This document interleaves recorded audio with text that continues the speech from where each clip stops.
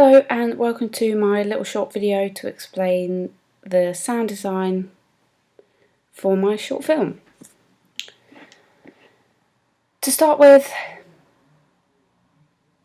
I wanted it to be very minimalist to begin with and then end with some music underneath. However, as I was editing it, I felt like the music was quite important and explained everything within the shot. Also didn't want to make it sound too busy because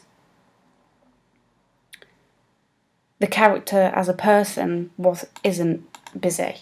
They're not really thinking about anything apart from one thing, so I didn't want too much going on at the same time to make it as though more is going on in her head, which it isn't. She's lonely, she's fed up, dreary, dull, just everything. So I wanted that to come across in the sound design.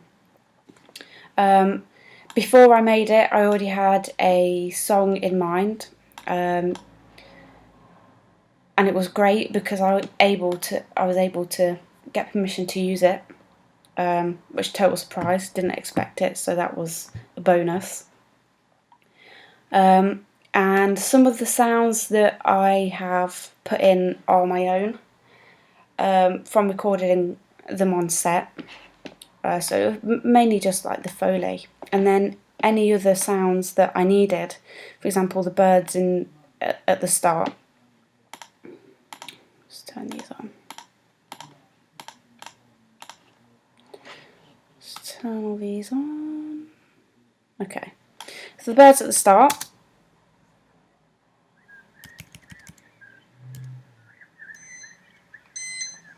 And the alarm. That was sourced. The birds were sourced. Even though I got my own wild tracks, they weren't really... I mean, I know I wanted them subtle, but they were too subtle. You couldn't really hear anything because the location was very, very quiet, which is why I shot there. It was intentional, but I needed more of a drone, a bit more of a silence. Sometimes things you have to enforce the silence rather than just have the silence. So you've got the buzz of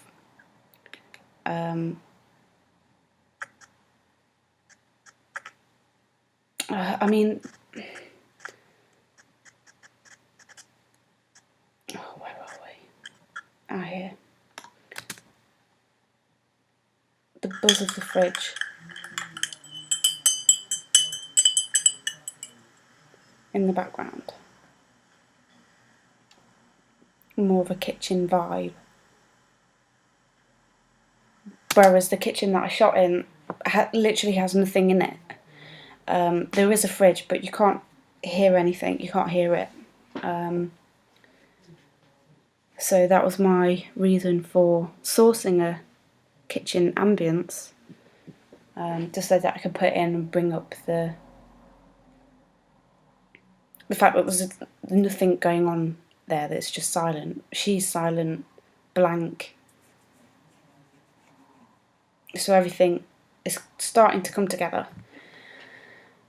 And then in the hallway, I've got a kind of wind, so she's cold, she's not got anything to do, she's alone, so the wind kind of gives that more of a impact. However, this isn't a great one. I need to change it. It's very bassy.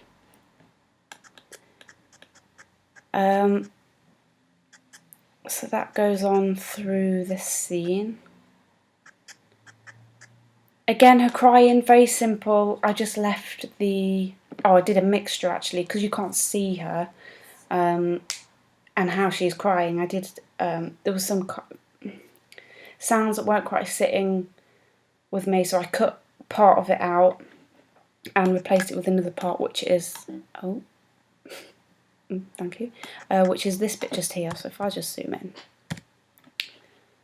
which is this here.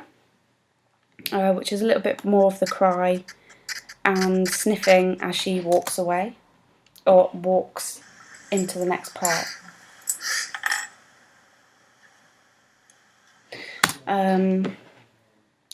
Also on every clip that I've learned from previous sound designs, make sure that I put in a little fade at the start and end of each clip. Even as small as this one, it just saves the pops on the speakers when it's played back on better speakers. I've got obviously my music, and everything has been mixed to the correct level. That's what these yellow lines are. They're all adjusted to how they would be in the scene, especially my Foley, which is just here, Foley of the bed.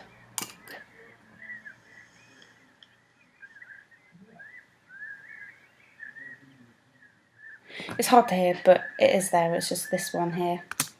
Most of my tracks are named, but then the ones that are added, even though I wanted them to go up here, I didn't want them to overlap on anything, so they kind of ended up in a track down here, any ones that were overlapped.